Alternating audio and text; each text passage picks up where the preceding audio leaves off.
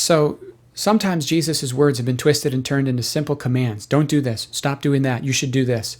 But I want to share something that he said that I think is an incredibly profound, powerful, and penetrating analysis of human nature. And it's this. He said, you can't serve God and mammon. Either you're going to be devoted to the one master and hate the other one, or you're going to love this master and hate that one.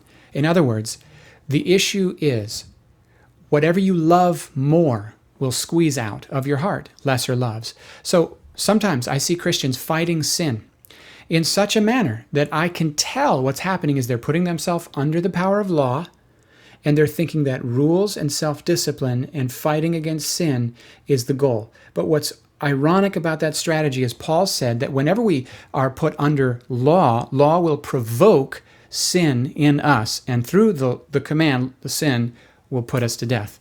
In other words, condemnation. And so when you find yourself relating too much to Romans 7, it's probably because you're rooted in law. You're letting law regulate the Christian life. You can leave Romans 7 and step into Romans 8.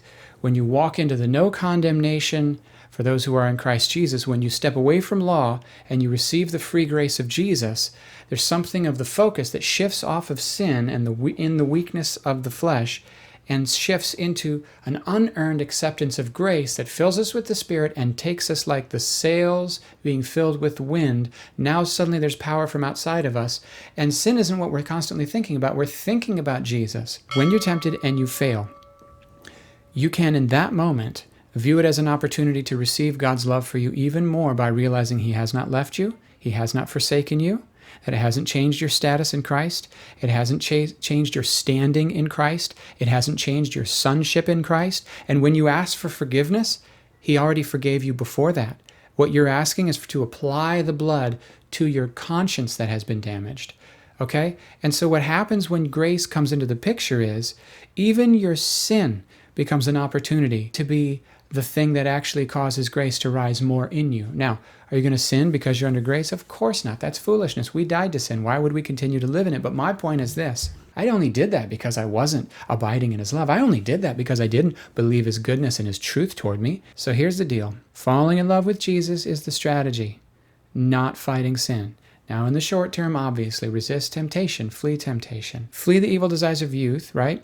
2 Timothy 2:22, flee the evil desires of youth, and instead chase after righteousness, peace, and love, along with those who call on the Lord out of a pure heart. The accountability you're called to is not a group that gathers around sin.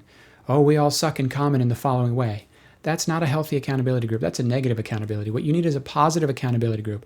Accountability built around the fact that you are of a common sonship, that you have a common Jesus, a common Father, a common Spirit, a common gospel, and you are studying to understand what that gospel is and what it means and how can we receive it and abide in it, and how can we let the darkest parts of our heart and life be flooded with His light? How can we let the most broken parts of us be the access points for grace so that the mess can become the message and the test can become the testimony? Beloved, don't fight sin as the strategy of change.